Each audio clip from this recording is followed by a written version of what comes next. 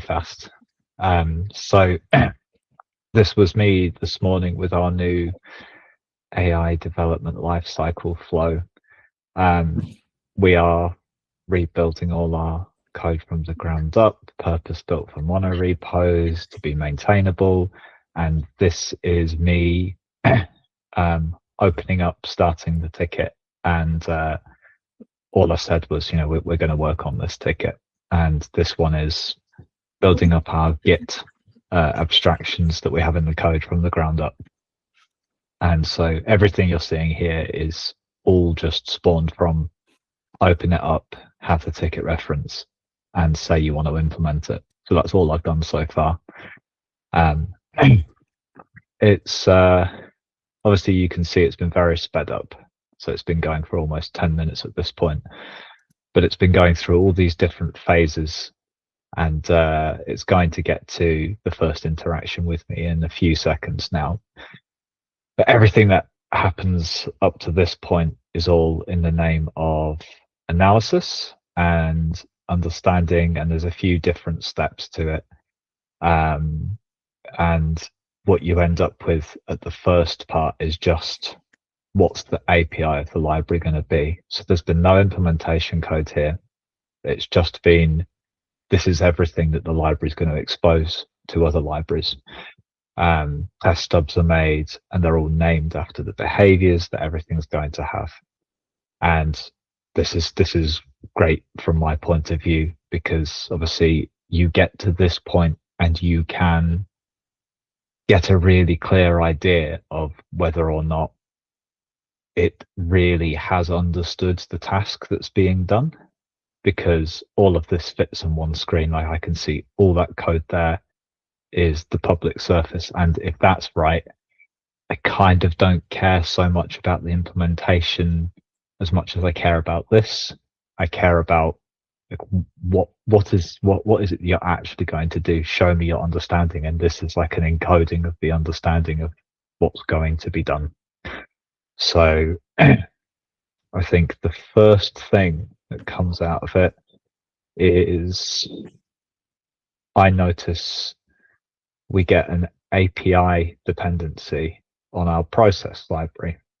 And what an API dependency means is if we depend on this Git library, you'll automatically see all of the process library stuff. And so that was actually really important to see that it's done that, because while it might not seem like a big deal, it's not good from the point of view of maintainability, because suddenly changes to the process library necessarily change how you'd use the Git library. So that's the first question, putting my software architect hat on and sort of, this is the why. Why would that be part of our Git's API? Yeah, underneath you're using the Git CLI tool and that involves a process, but why does the caller need to know that? Because, if you were to use this library, all you care about is that you put in a command, you get back a Git, some sort of result relating to Git. So I asked that question, and that's the point of this first gate. And straight away, this is the steering the AI back on track, steering the agents back on track here is, oh yeah, okay, that's a leaky abstraction. And they offer some solutions, some understanding. And then one of the things that it says is a trade-off is testability. I need to be able to inject the process from it. We would need that for the tests. And I did what I often do, which is not actually read what it was suggesting. It had option 3, don't worry about it. And I do the thing I was doing, I start complaining to it. So you're trying too hard to make the unit testing pure, blah, blah, blah, blah. I'm going to over-explain things, when actually it already gave me that in option 3. But so I give my detailed, distilled analysis of that based on, my experience and what it should be. And then we get the classic Claude catchphrase, you're absolutely right, which made me really happy because Claude stopped saying that for a while. Um, and that's kind of it for the human interaction. So at this point, I give my feedback again with some caveats to it, and otherwise I say like, okay, I approve of this plan, and then as far as I'm aware, I will just skip a little bit because this is now the implementation, and the implementation of this, obviously it's going back and forth and back and forth and back and forth of itself until it's done. Oh, and I will point out as well, this step with the interaction with the user is really good because out of doing this, it got encouraged to use the test fixtures functionality in Gradle, which is the point of it, is to share things for tests and only tests, but they don't go in tests. So that was really good and encouraging to see as well. So we're on the right track in just about, every single way. I'm just going to keep fast forwarding because it does some verification, and then we get this step here now, which is one that's just been added. So at the start, we generate a spec, has the public API, and then after implementation is done, again, we generate that spec again, and we have the software architect agent again look at the difference in the spec, because really the spec shouldn't change because of implementation. So that's something to question. And so I expect this to never really find any differences, but it actually did. And it actually ended up highlighting something else that was something I'd overlooked in this flow put together. So what's happening now is the flow that we're using with this is evolving and changing organically now, because the agent here is flagging up something to me that's going, well, the spec doesn't look quite right. You've got these imports that are from the internal dependencies. So now the public spec it still has stuff to do with our process library, and this is something I completely overlooked, and it's rightly pointing it out, but it carries on, and so I have the chance to stop it here. So I'm always apologetic to Claude, and I say, I can see the motivation for wanting to keep internal imports invisible, blah blah blah blah blah blah blah. And so this is an opportunity here actually to improve the flow as well as we go along. So I ask, don't carry on with this. Actually, should we change this in a way that means this situation never happens again? Because you can imagine the next time we go through this flow, it will happen again. That architect is going to flag it up again, but it's not a big deal, so it'll move on. And so we have this nice sort of feedback loop with this human in the loop bit, with these verification stages and these review stages. We get an opportunity to shape the flow to stop these little nitpicks or slight faults in the way we've designed the flow.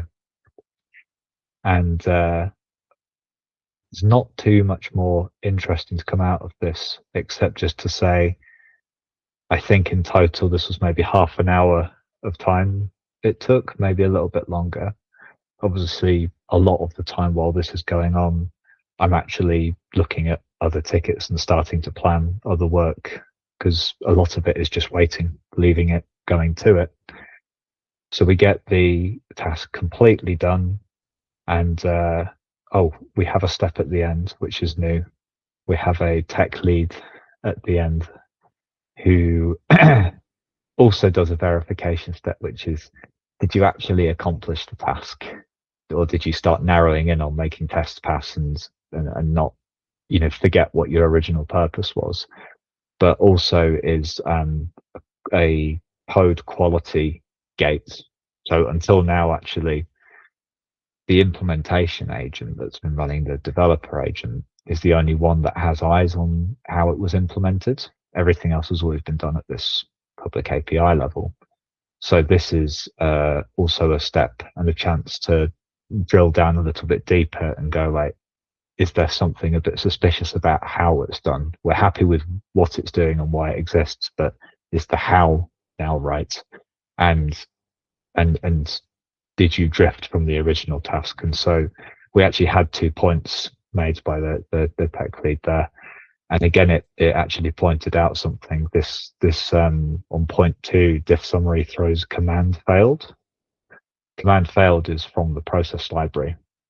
And so this is a shortcoming of the flow I've made again, which is, oh, we can actually still leak the process dependency, which we shouldn't be, through an exception that gets thrown. So overall, this has just been a great experience for me with this, because as I'm going along, I'm learning where I've gone wrong setting this flow, and the agents are having this dialogue with me, pointing some things out, and they're okay with it, and they'll carry on and they'll do it anyway.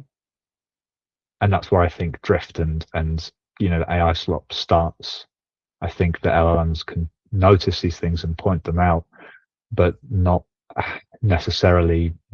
They're so eager to accomplish the task that they move on from it. They'll pick up on it, but it's not part of the task they've been given, so they'll move on. And so we actually ended up resolving both of those issues. The first issue turned out to actually be conventional, not unconventional. I asked about that. And then we found a better way to return when the command failed. And overall, we ended up with really, really, really good tight implementation and API for this library, and we'll never have to touch it again, apart from when we want to add things to it. It's done, we can ignore it. We're not going to have problems. It's completely tested. Like, I'm happy with it. And we made the flow better as a result of it, because while we were going along, we have in the context here what's not very good about the flow. So yes, we've done the pull request at this point, and then at the end, while we still have all of this knowledge in the context of what wasn't good about the flow, I just said, okay, well, I'd like to plan for these adjustments, for this new approach we're going to do in the flow. We only need a linear ticket, blah, blah, blah, blah, blah, blah. So all the lessons learned out of that actually ended up producing a new ticket to resolve this all together. And then while it's doing its thing with the ticket, I went over to another tab, and this is what the spec looks like.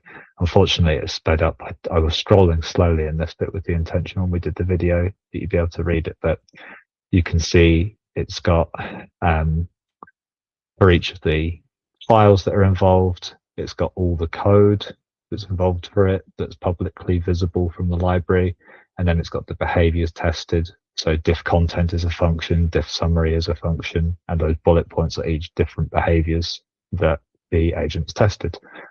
And again, this is a tiny, tiny file. You give this file to an agent, it understands immediately what the library is about, almost for free. You give all of the spec files in a repository in your monorepo, and you have a software architect immediately of the repo. And it's really fascinating to see, because it's only like a few hundred or maybe 1,000 tokens for these files. If you have 30 libraries, it might only be a good 50,000 tokens to put in the context to get a really high quality answer from what you would call a software architect agent. So yeah, I realize this is not about our product at this point, it's about how we're building our product, but this will all translate to what we're doing with endpoints, because as I've mentioned before, the library replace it with the word application, and public function replace it with the word endpoint, and unit test replace it with our scenario. You have the same thing. And that is that. So sorry you had to listen to my voice for that long.